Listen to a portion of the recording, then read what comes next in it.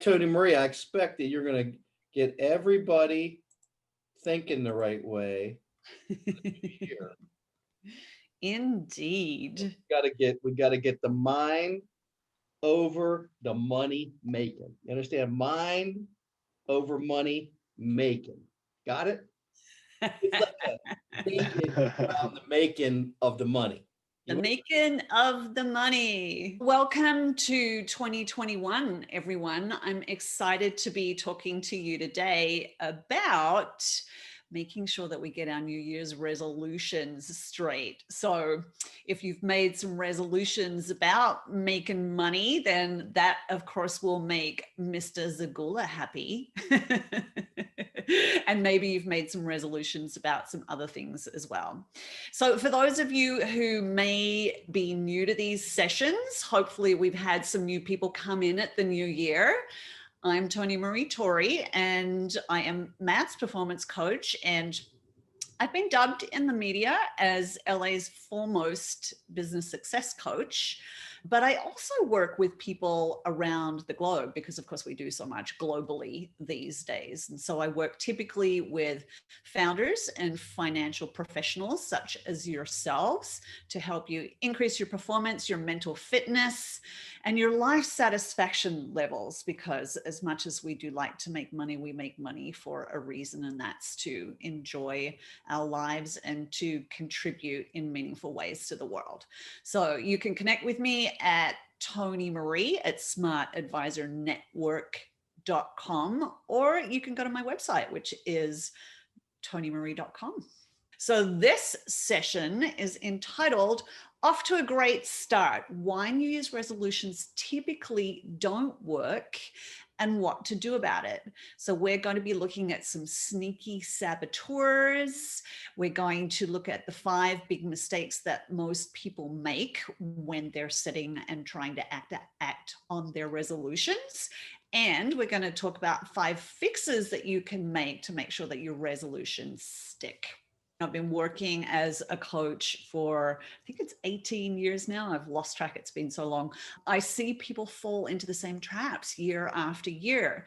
We set resolutions like I want to lose weight, or I want to make more money, or get more organized. And these people, you know, and I'm sure that maybe you guys can relate to it too. I know I've fallen into these traps before myself. So, you know, we declare these things that we're finally going to do something about these things that we have maybe felt discouraged about in the past. And then we discover that we don't seem to have the willpower. And sometimes even within the first few days, we abandon our goals. And this is so frighteningly common. There have been studies about it. The University of Scranton has discovered that 23% of people quit after just 1 week of setting a resolution. And only 19% of people are able to stick to their goals long term for 2 years. It is the long term considered in this case study. Why is it that most of our New Year's resolutions just don't seem to stick?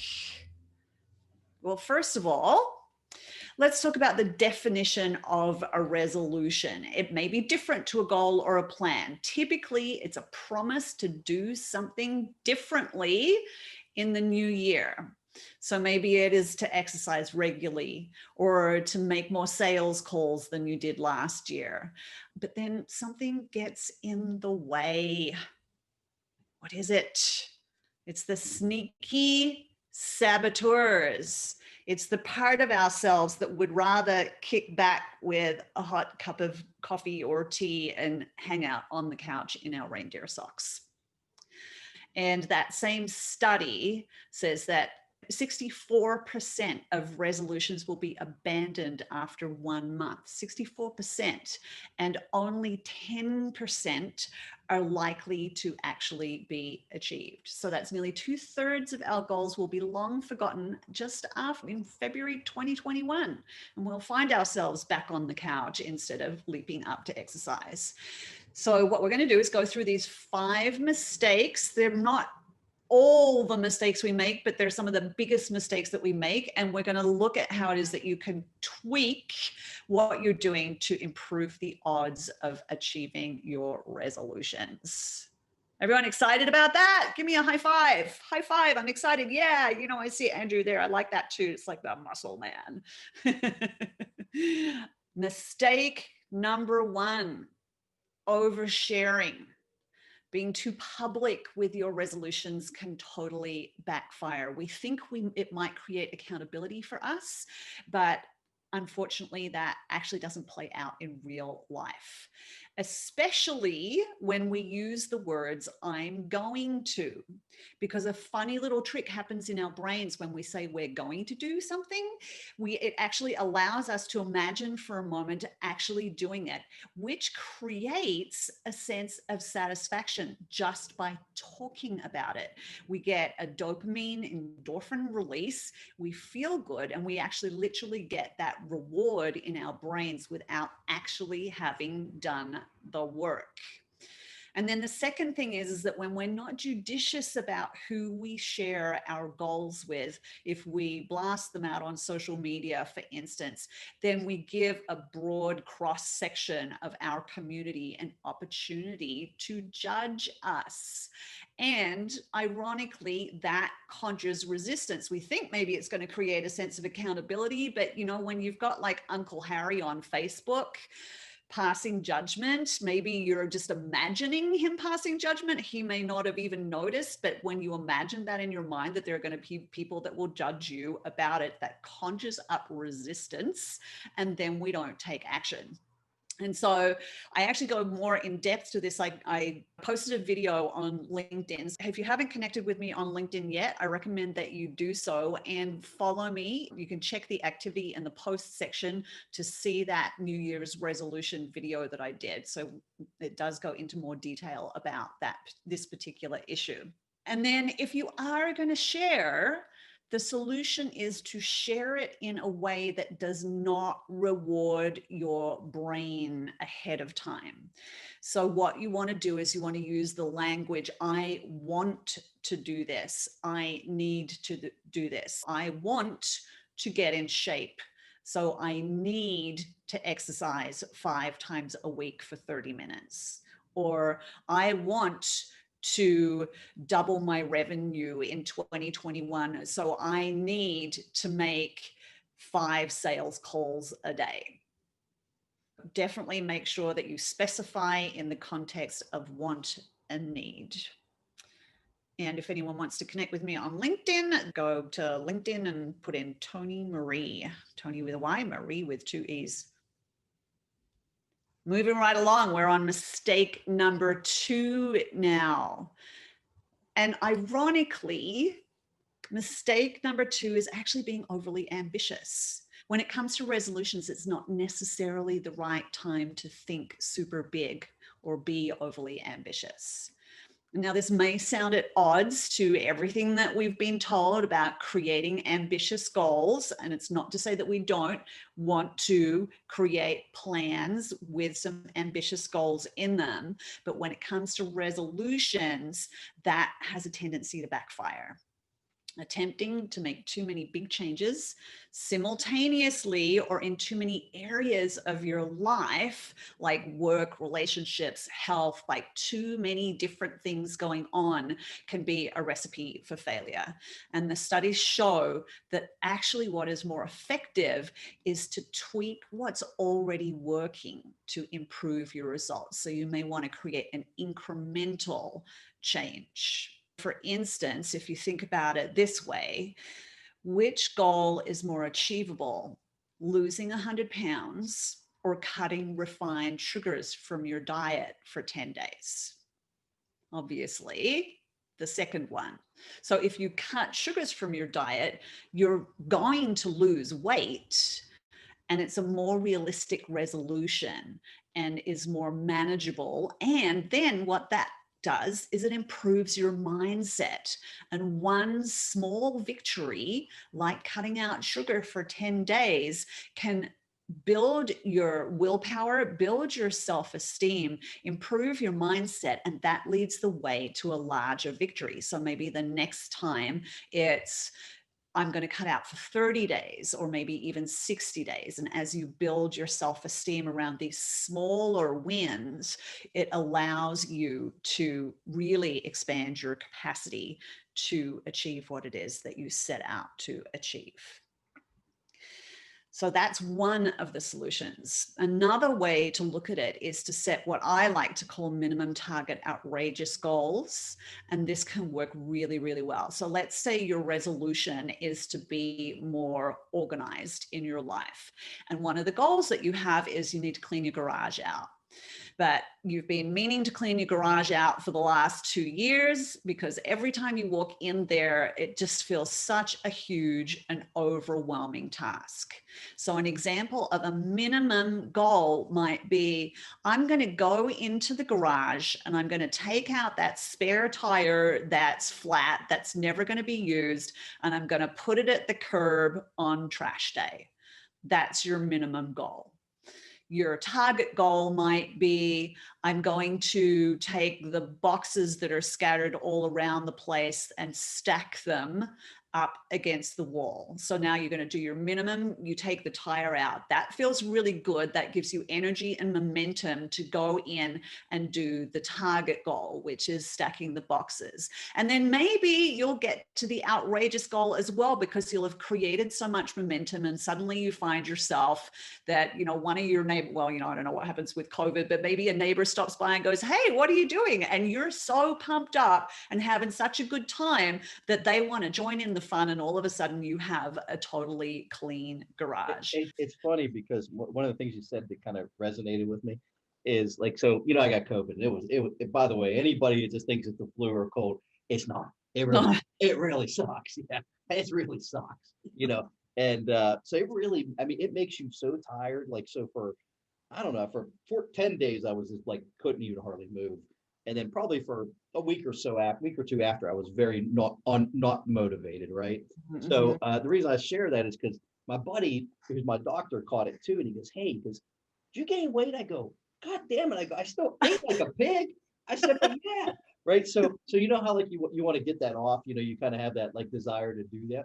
So I love gadgetry, So there's this little thing called a lumen.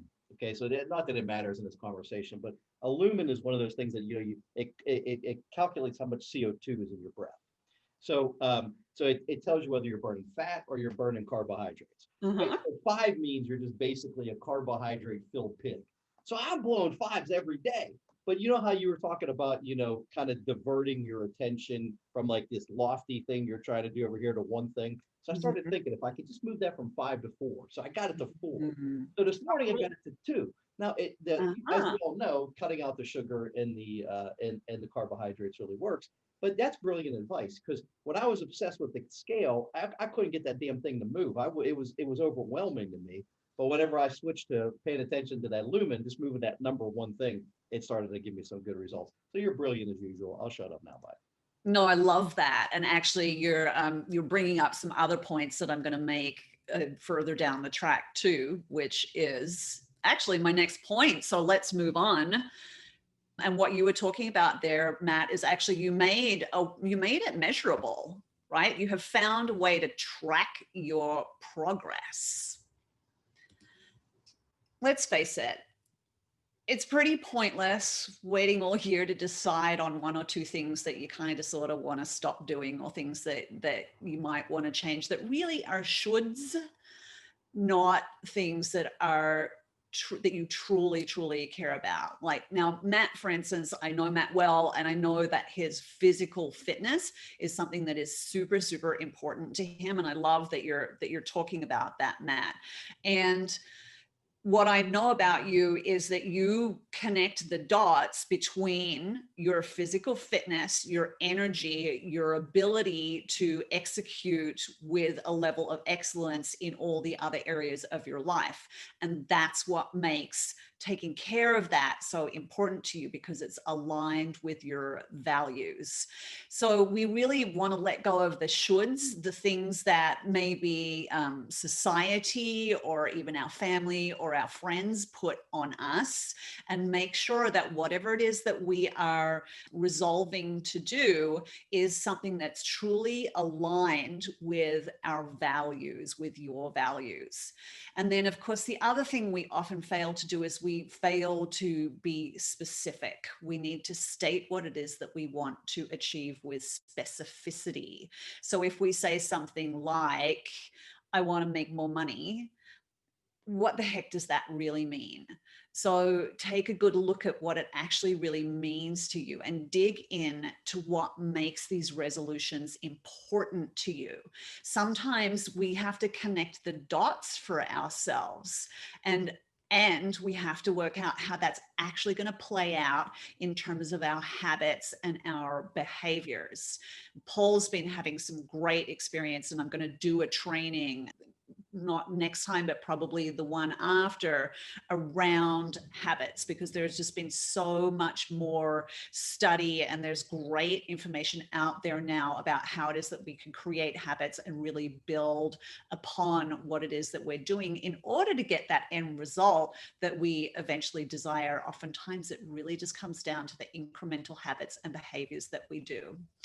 And so I want you to make sure when you're getting clear on why this is important to you, that you look at the roses and you look at the thorns associated with it, the pain and the pleasure.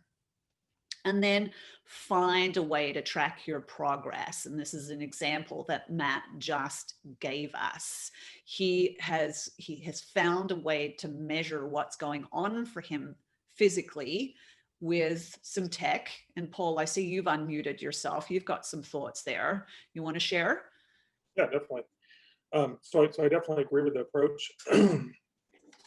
For those of you that don't know, I've lost just over 55 pounds in the past 4 months now, and I'm on track to losing another 108 pounds in the next 8 months.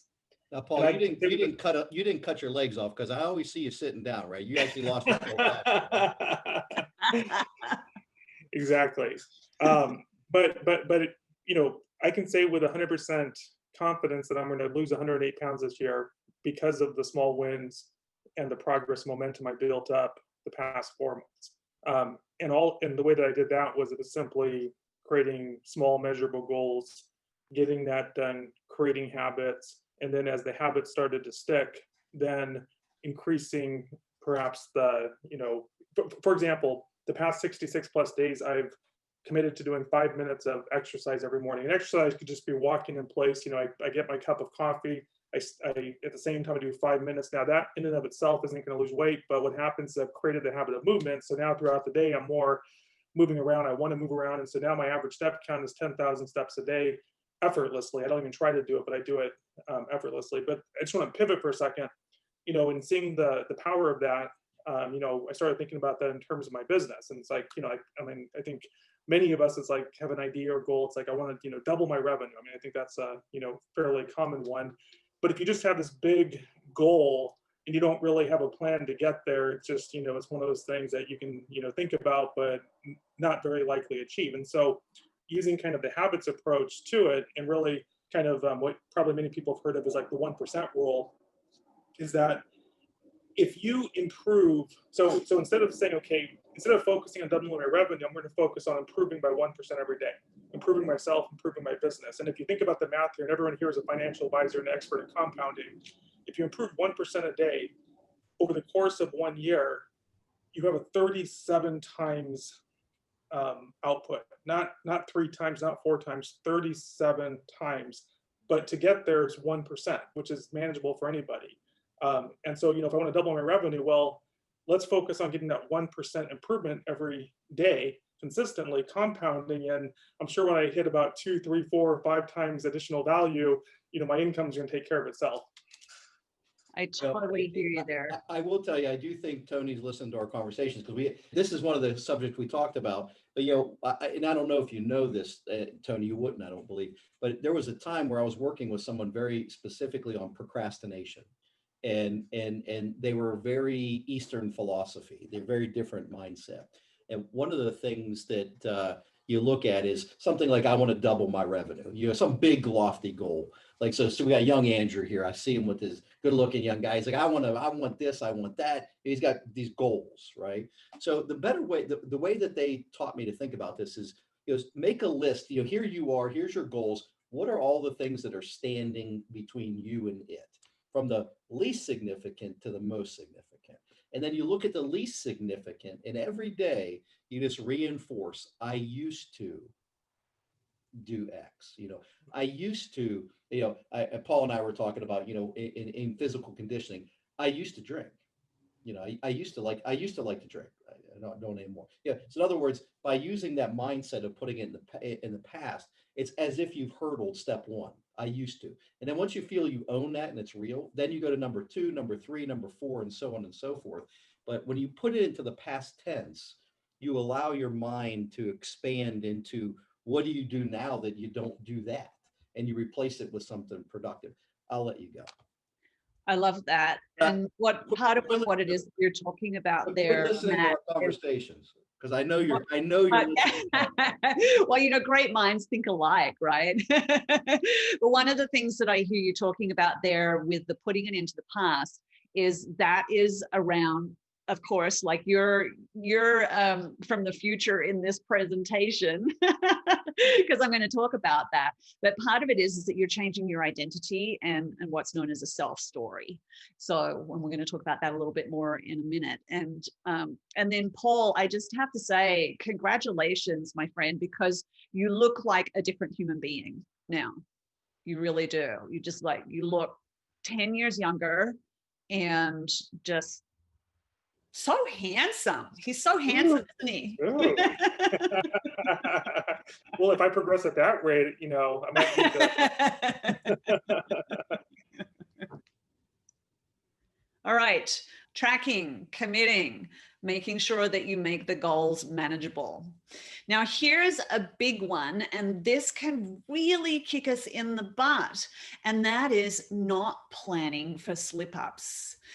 Of course, we all want to execute on things perfectly, but the fact of the matter is, also from university studies where they look at how it is that people actually manage to achieve their resolutions long term, what they've discovered is that it is very normal and natural for people to slip up, and that is defined as the re-emergence of unwanted behavior.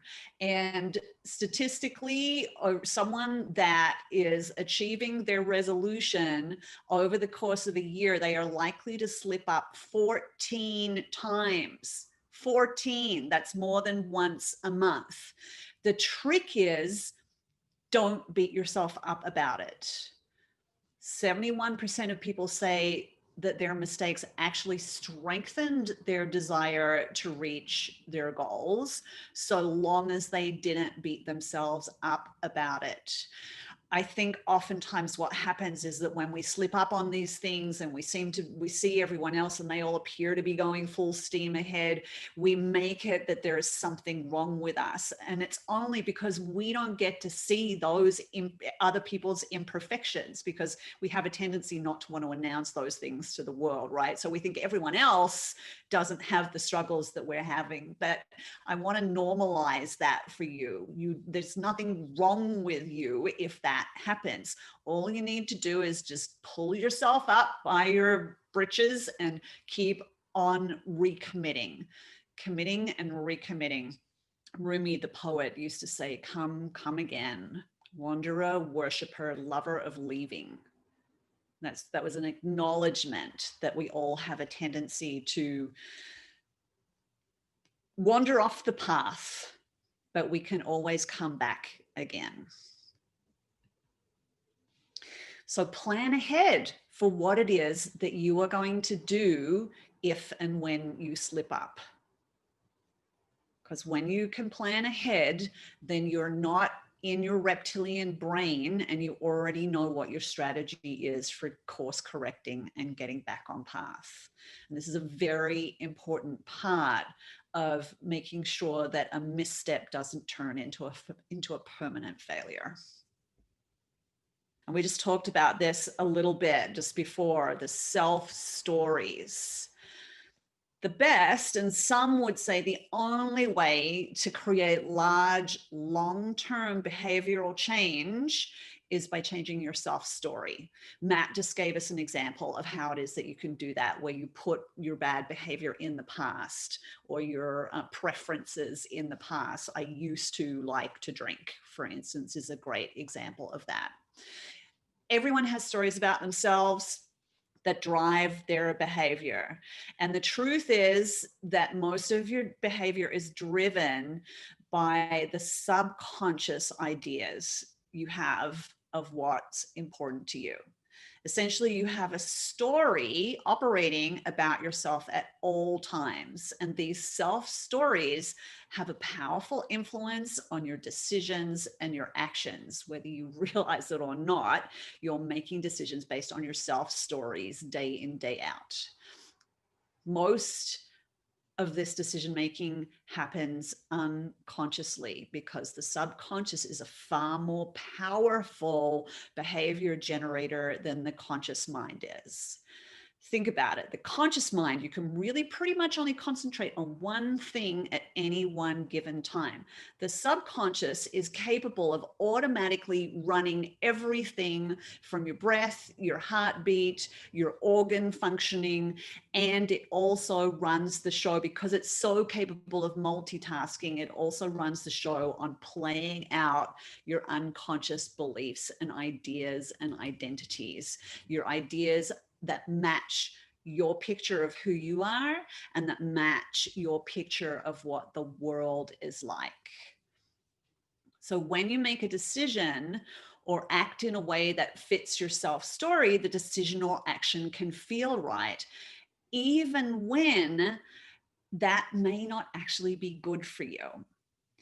And conversely, when you make a decision or act in a way that doesn't fit your self-story, you will feel uncomfortable, even when sometimes that decision is something that's good for you. And that's because we've made up these stories about ourselves and the world. And most of the time we made them up when we were very young, and they were meanings that we applied to circumstances that then got stuck in our psyches that very often are not even true. Oftentimes they are other people's meanings, because when we're kids, we're very susceptible to the input of other authorities. And when we get these things that are unproductive, but they go down deep, it can be a challenge to shift them. I believe that the fastest and easiest way to change these self-stories is through clinical hypnosis and a process called rapid transformational therapy. And I use these processes with my clients a lot because it gives us the opportunity to go in and have a dialogue with those young parts of you that made up these stories in the first place, and allow us to do a technique called story editing, which allows you to change the beliefs at a core level, and then makes implementing these habits and these new behaviors and creating these results that you want in your life and your world so much more easily. And why do I do this? Frankly, because I am an impatient person and I like to create rapid results for my clients so they can get on with living amazing lives and bringing their gifts to the world. And so, yes, the solution to self-stories that are not supporting what you want to create for yourself, in my opinion, your best solution is story editing hypnosis. And it's a fun process. It's not always comfortable when you're in it, as Matt will testify to, but the results are well worth the effort. All right. So that's it for what I have to share with you today. But what I would love to do is hear from some of you about what your resolutions are, how it is that you were maybe stating them initially, and how you would like to state them now. And Paul, I see you've unmuted yourself. Do you have something that you want to share? Yes, I have essentially two resolutions. One is to hit my goal weight this year in September, and I have 4 months of momentum leading the way. So I feel like I'm on track for that. And the second is what I said earlier, is that I want to focus on getting 1% better every day. However that manifests, right? So it could be business, it could be personal, it could be relationships, it could be, all kinds of stuff, but just kind of that focus of 1% better every day. That's my resolution. Okay, so I love what you said there, especially with the second one, because you said, I want to focus on getting 1% better every day. What is it that you need to do in order to make that possible?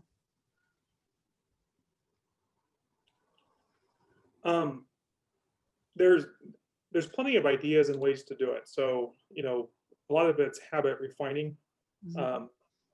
So, I think it's keeping the 1% goal top of mind every day. And so what I've started doing, and I learned this from Brian Tracy, which is, write down your goals first thing every day. And so I've started doing that. And it's very simple. I just have, my goal for my weight and then my goal for 1%.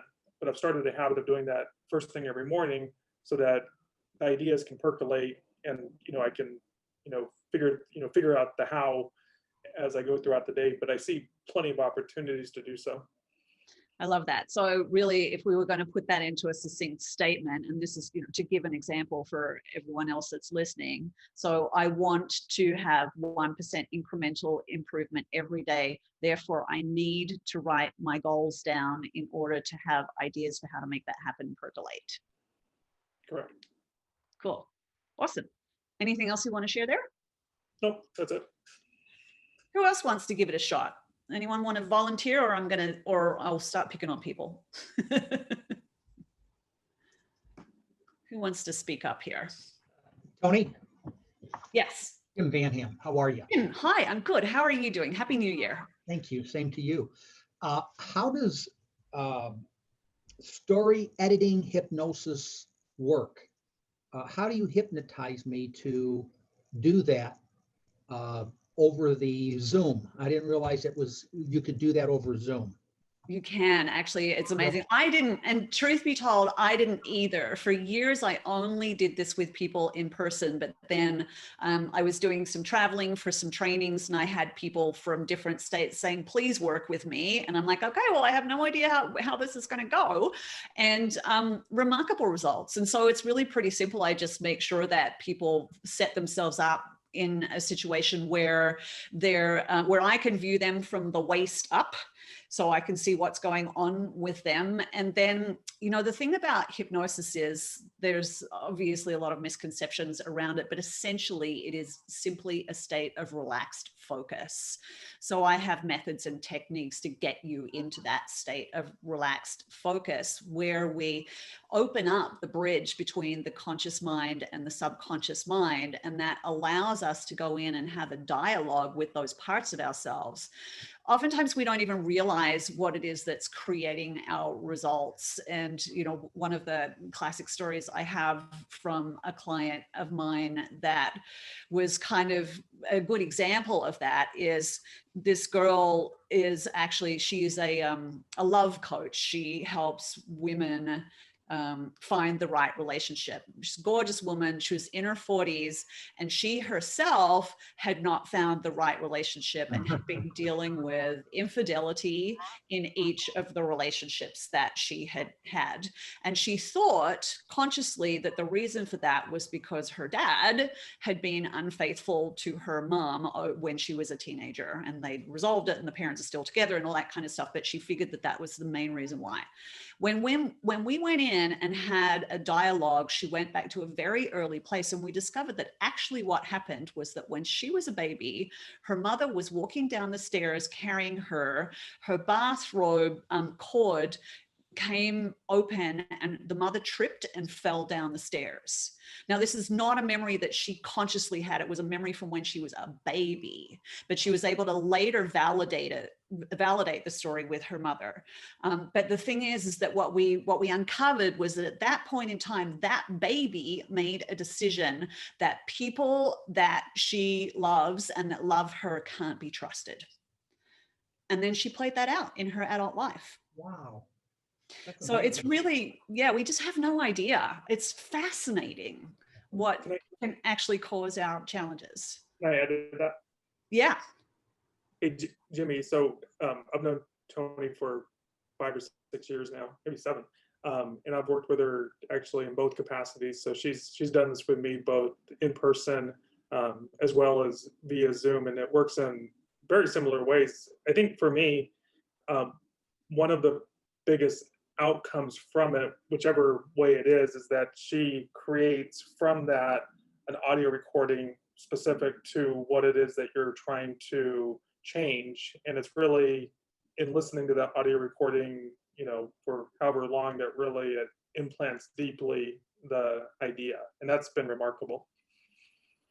Yeah. And I actually love that, you know, when we first started working together, and I just see this playing out still in your life, Paul, really one of the, you actually came up with the imagery, but then we put it into a recording for you. And Paul's imagery was about, and this was at a time when he was very new in his business and you didn't really kind of have your legs underneath you yet in your business, right? So but his vision that he came up with creatively when he was in that very relaxed state. So really it was probably your subconscious that came up with the imagery, because the subconscious works in images and metaphors. But it was this idea of being on a yacht and fishing, and what's in the net are dollar bills, or, $100 bills, probably $1,000 bills, whatever, big bills.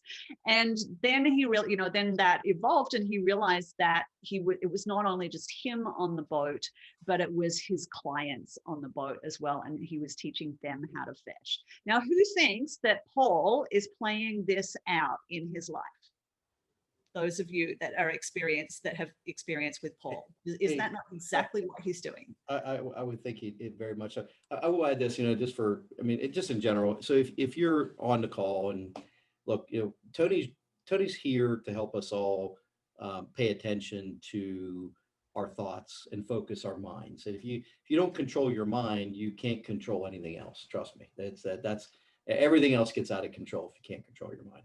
But I've actually had 3 different people do hypno-type therapies to me, Tony being one, and I never shared this with Tony.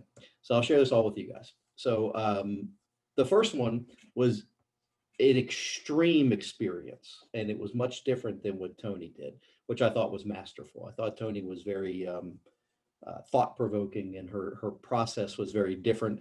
That rapid change therapy, what's it called? Rapid transformational therapy. It's very fascinating. It's a new form of hypnosis that's interesting to me. But I did it years ago, and I'll tell you when I did it. One of the things I believe about hypnosis is and I'm a big believer in it. I have a hypnosis chair in my office, by the way. But the first person I paid to give me scripts was a guy named Richard Bandler. And you guys may not know who he is, but Tony will. And those are some really expensive tapes because they were done specifically for me. But I just had come off of a year where I had $1 million chargeback on a life case. I had $1 million in legal fees against a company that all I did was help them, those pieces of shit. But I've let that go. It doesn't work completely, but I'd like to kill them with my bare hands. That said, that year, thankfully, I made like about $3 million, paid my people, and I made like no money. 0. So all of a sudden I started having this very negative feeling. So when he came up with, I knew someone who got to him and said, hey, if he wants me, it's this. And it was crazy. But, it was just the act of buying into change, like this negative, freaking awful ride that I was on. I needed to do something to divert it and change it. Right. So I paid that guy an extortionist amount. And I'll tell you what really mattered most with him. And his stuff was not as good as Tony's. But I'll tell you what really mattered. He said, you got to do this every day for 30 days. It's imperative. And there's different philosophies, and you should listen to Tony. But if you do something every day for 30 days, that is an action, regardless of whether it can be goggly goop, but the fact that you're taking an action that says, I'm headed this way and I need to head that way, that's a big part of the game, because you're acknowledging that you're directionally in the wrong direction.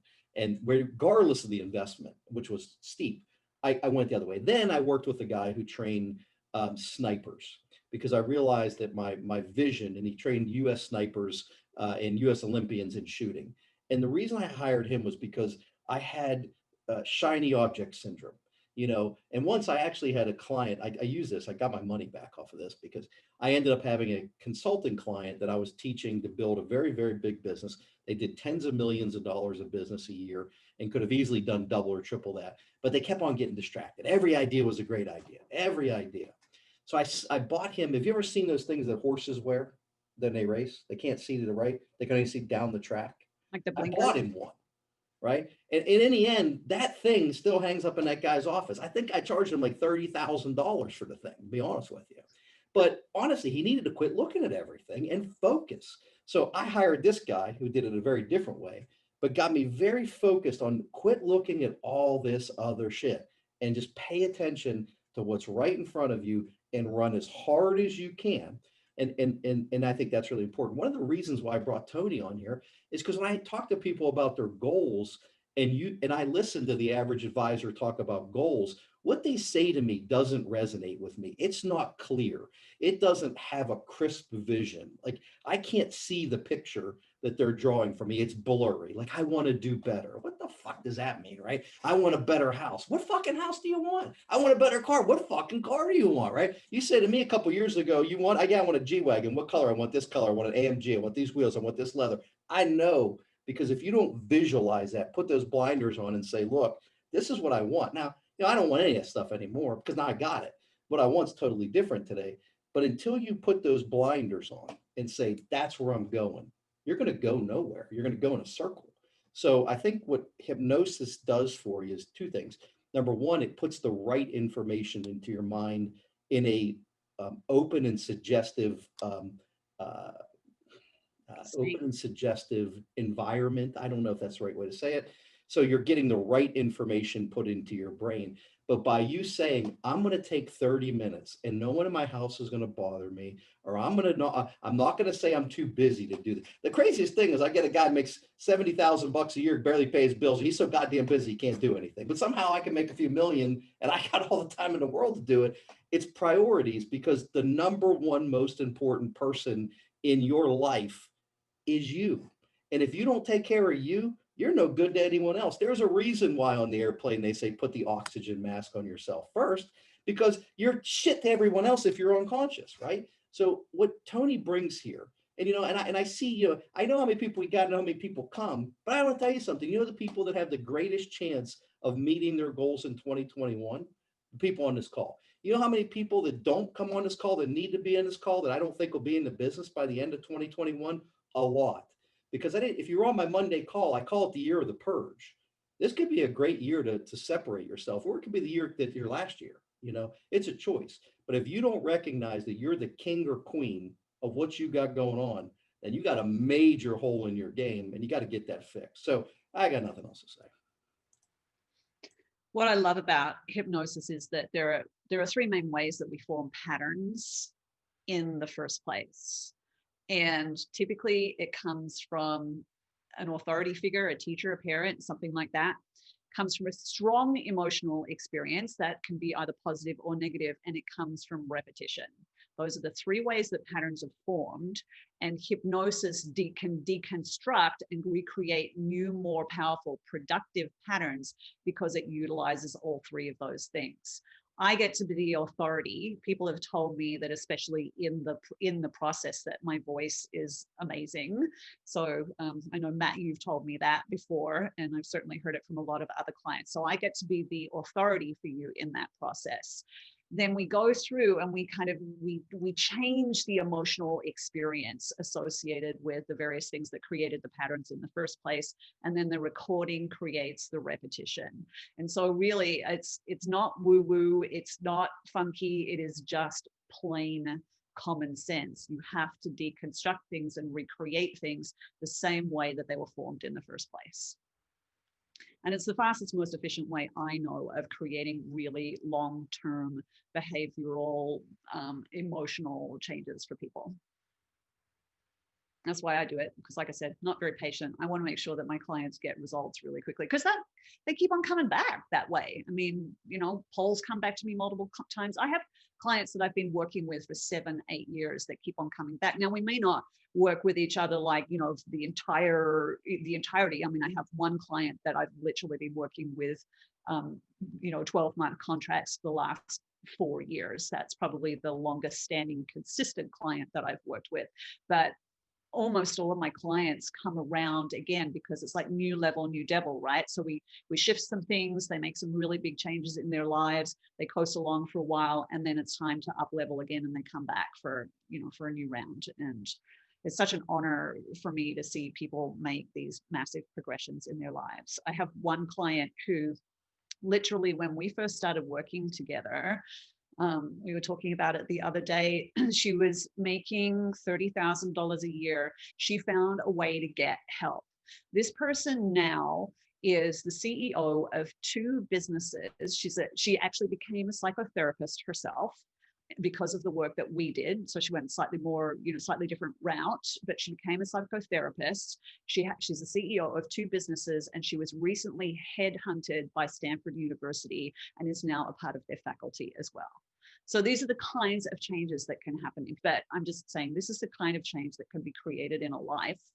And so if you look at where you're at now, imagine what is possible. If that person can, you know, multi 6 figures and being so well respected in her industry that that universities like Stanford are banging down her door to hire her part-time. You know, she's part-time, obviously, because she's got other things going on, but makes big differences in people's lives. So that being said, if anyone is interested in talking to me more about that, you can connect with me at TonyMarie@smartadvisornetwork.com.